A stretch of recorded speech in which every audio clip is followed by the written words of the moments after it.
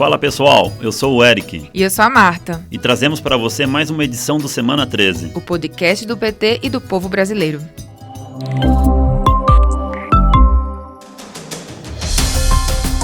Hoje vamos falar de um assunto que preocupa muita gente. E confunde muita gente. O coronavírus. A doença começou na China e já registra casos em todas as partes do mundo.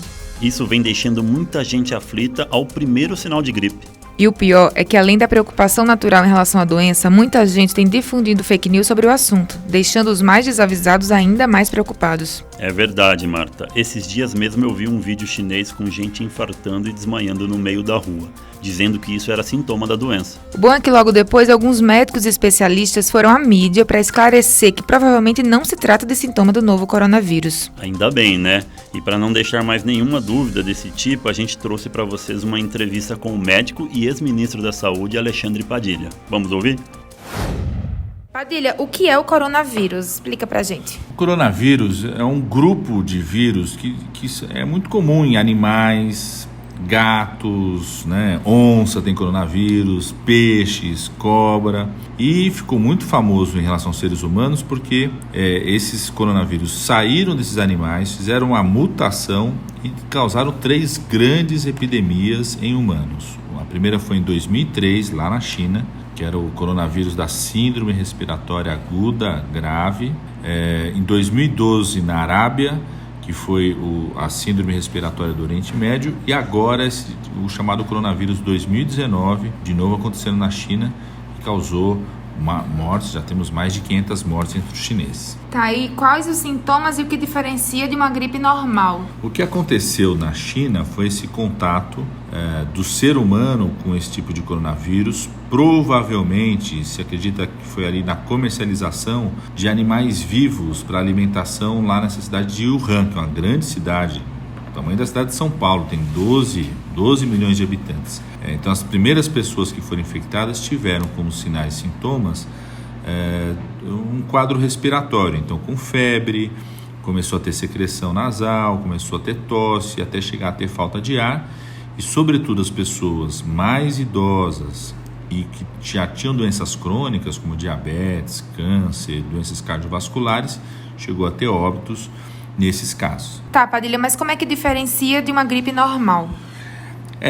Quando a gente fala em gripe, nós estamos falando de uma série de quadros, né? Desde pequenos resfriados, como a população fala, né? Que é só aquela coriza, só aquela secreçãozinha que sai do nariz, dá uma coceira maior no nariz, até quadros gripais graves, né? Com falta de ar, né? Tanto que a gripe, quando a gente chama de gripe, nós estamos falando de um quadro respiratório causado pelo vírus influenza ou parainfluenza, ainda é a principal causa de morte em surtos como esse, né? A gente teve mais de 500 mortes na China pelo coronavírus, mas quando você pega nos países do hemisfério norte que estão vivendo o inverno agora, teve muito mais mortes pela chamada gripe, né, a influenza, do que pelo coronavírus. Em alguns casos do coronavírus na China foi como se o pessoal chama da gripe normal, né? Em outros casos, sobretudo nas pessoas idosas e quem já tinha doenças crônicas, essa gripe ficou tão forte, tão intensa, que a pessoa começou a ter tosse, falta de ar, né, ter que ir para a UTI, e muitas delas morreram. O que diferencia hoje? É o fato da pessoa ter tido contato na região de transmissão. Então, qualquer pessoa que começar com sinais de febre, dor de cabeça, secreção nasal, tosse, e que ela tenha circulado nos últimos 14 dias na região que teve transmissão do coronavírus, que é lá na China, ela possa ser uma suspeita de ter uma infecção pelo coronavírus. Se ela não circulou nessa região, ela deixa de ser suspeita e vai ser conduzida como uma gripe normal, que em algumas situações, sobretudo crianças, gestantes, idosos e pessoas que têm doenças crônicas, a chamada gripe normal pode ser muito grave e pode levar a óbito. Tá, e como é feito o diagnóstico? O diagnóstico desse coronavírus foi exatamente feito através do isolamento do vírus nas secreções. Então, a pessoa começou lá a ter tosse, né? Saía a secreção pelo nariz e não melhorava, as autoridades coletaram essa secreção, não encontravam influenza, não encontravam parainfluenza, não encontravam nenhuma bactéria, e com o tempo encontraram esse vírus chamado vírus coronavírus. Então, hoje o diagnóstico é feito principalmente pelo isolamento do vírus, através, a gente faz não só do vírus inteiro, mas também a gente pode fazer através de um teste genético que chama PCR. Através dessa PCR se consegue identificar partículas do vírus e com isso se confirmar o diagnóstico do coronavírus. Bacana. E aqui no Brasil, a gente tem que ficar preocupado? O Brasil tem estrutura para evitar uma epidemia do coronavírus? Eu diria que o Brasil tem que entrar em alerta. O Brasil desenvolveu ao longo das décadas, pelo Sistema Único de Saúde, profissionais de saúde, uma estrutura de vigilância, uma estrutura de serviços, que, se bem acionada, pode impedir que o Brasil tenha uma tragédia como aconteceu na China. Mas nós precisamos estar em situação de alerta. Não gerar pânico, mas alerta em relação a isso. Infelizmente, o governo Bolsonaro ficou vacilando mais de 3 semanas, 4 semanas, se retira as pessoas da China ou não, se acolhe essas pessoas, se desencadeia ações. Aí ele tentou jogar para o Congresso, né? Mandou um projeto de lei para o Congresso, disse que precisava aprovar o Congresso, e nós aprovamos em um dia nós aprovamos, né, esse projeto, ou seja, não tem mais desculpa o governo Bolsonaro para fazer as ações. Em um dia o Congresso fez o que o Bolsonaro não fez em 4 semanas para salvar os brasileiros e brasileiras do coronavírus. Tá aí, assim, o SUS que está sendo desmontado, né, desde o governo Temer e agora com o Bolsonaro, vai ter um papel muito importante, né, nisso. O Bolsonaro vive criticando, né, desprezando o SUS e desprezando também a ONU, as agências da ONU. Mas é exatamente uma agência da ONU, a Organização Mundial de Saúde, e a estrutura desenvolvida pelo SUS ao longo desses anos que vai salvar o Brasil de uma tragédia tão grande como aconteceu na China. Para isso precisa acionar as equipes. Eu tenho ouvido muito situação de pessoas que estão chegando nos aeroportos, estão dizendo que não está tendo vistoria nenhuma, mesmo quem veio da China. Nós ouvimos uma denúncia de que o governo federal estava cortando os plantões dos funcionários da Anvisa, né, que é exatamente a estrutura Anvisa que está lá nos aeroportos, é exatamente a estrutura que tem que estar 24 horas funcionando para vistoriar quem chega da China. E ninguém chega só num voo direto de Pequim para o Brasil, né? Às vezes a pessoa faz uma escala na Europa, em outros países. Então é muito importante que essa estrutura seja acionada. Além de aprovar em um dia o pedido de lei que o Bolsonaro encaminhou, nós criamos também uma comissão externa do Congresso de acompanhamento das ações do coronavírus e vamos estar de olho para ver se o governo está agindo ou não. Bacana, Padilha. Muito obrigada, viu?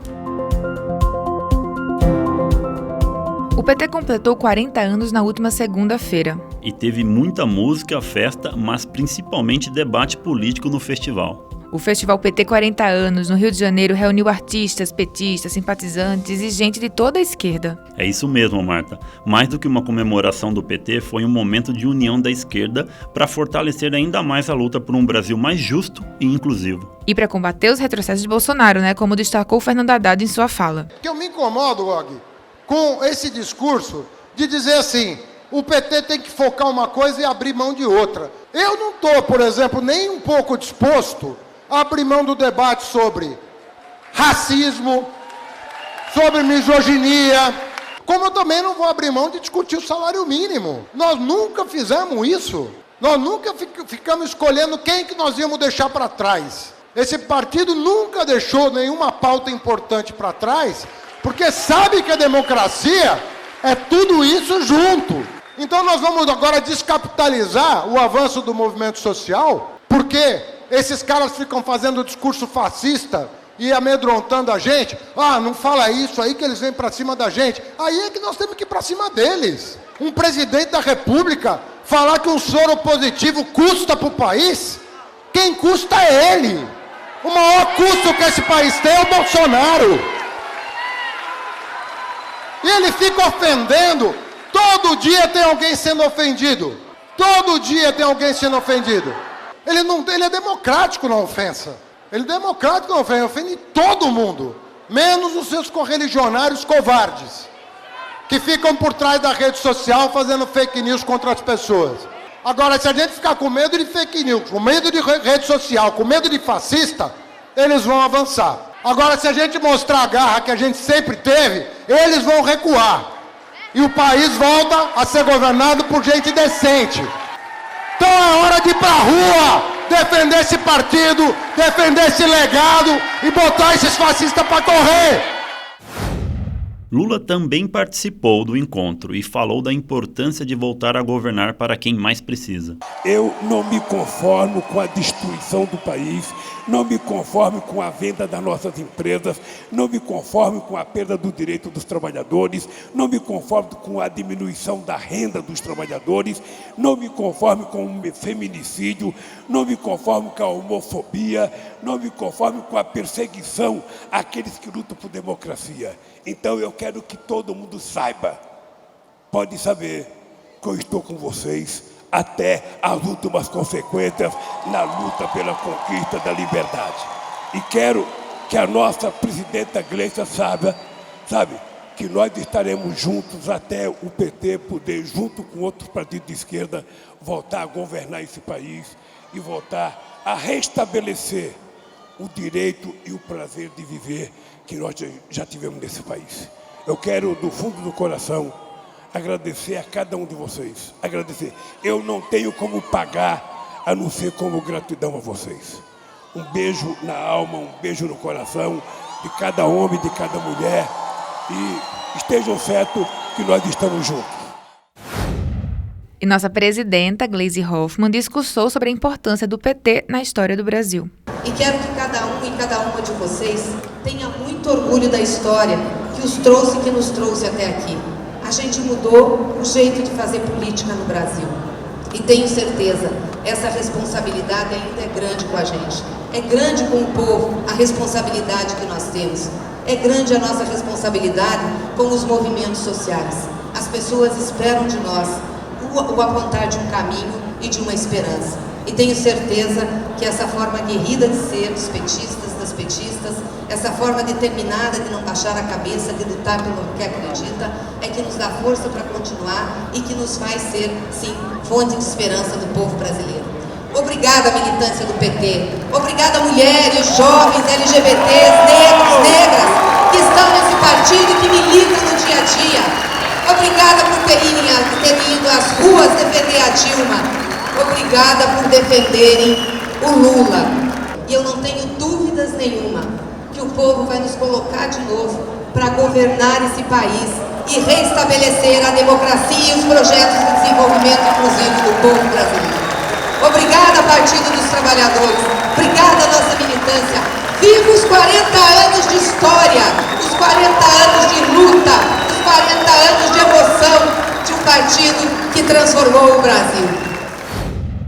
E por falar em transformar o Brasil, Bolsonaro vem transformando o país, só que para pior, muito pior. Nessa semana veio à luz mais um dado preocupante, que comprova que o atual governo quer destruir o nosso legado. Além disso, deixar milhões de pessoas sem comida na mesa e afundar o Brasil cada vez mais no mapa da fome. Isso porque Bolsonaro travou o Bolsa Família nas cidades mais pobres e fez a fila pelo benefício aumentar para 1 milhão de famílias nesse ano. Todos os 200 municípios de menor renda do Brasil tiveram recuo na cobertura do programa. 1 a cada 3 cidades mais pobres do país não teve qualquer novo auxílio liberado em 5 meses. Ou seja, Bolsonaro nega o mínimo necessário para essas famílias viverem com dignidade e aumenta a pobreza extrema em todo o país. Para o deputado federal José Guimarães, o corte no Bolsa Família é mais do que uma má gestão, é crueldade.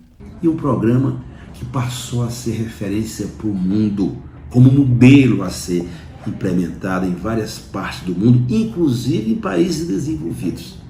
Pois não é que agora, com essa visão do Estado mínimo para tirar dinheiro dos pobres para concentrar no mercado financeiro, eles não estão represando, pedindo pagamento desse benefício. Isso é uma crueldade. Nós não podemos aceitar isso.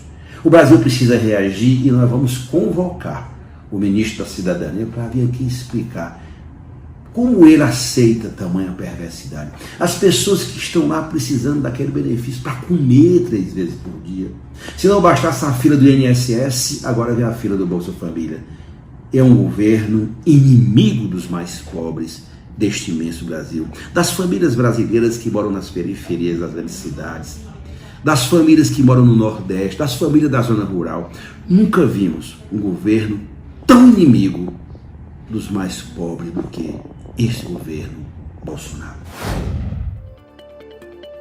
Não é só Bolsonaro que invade os noticiários negativos. A sua família também. A morte do miliciano Adriano Nóbrega na Bahia trouxe mais perguntas do que respostas. O advogado do ex-líder de uma das milícias mais violentas do Rio de Janeiro falou em uma possível queima de arquivo. Segundo ele, Adriano suspeitava que a polícia queria matá-lo.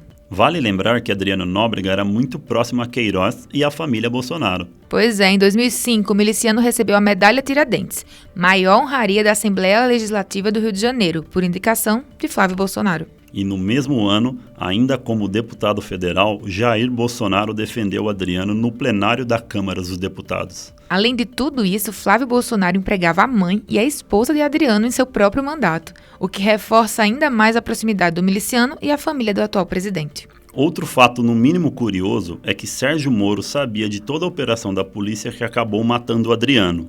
O ex-juiz cogitou inclusive enviar um helicóptero para dar suporte aos policiais. Antes de tudo isso, ele havia deixado de colocar o miliciano na lista dos mais procurados do país. E depois de tudo isso, Moro segue calado. A presidenta do PT, Gleisi Hoffmann, cobra explicações da família de Bolsonaro e de Moro. A quinta-feira foi marcada por um encontro histórico. Lula viajou ao Vaticano e agradeceu pessoalmente o Papa Francisco pela solidariedade quando ele estava em Curitiba e, principalmente, por toda a dedicação do pontífice ao povo oprimido. O encontro foi intermediado pelo presidente da Argentina, Alberto Fernandes, e teve também como tema o combate à fome no mundo, a defesa dos direitos humanos e a busca pelo fim da intolerância.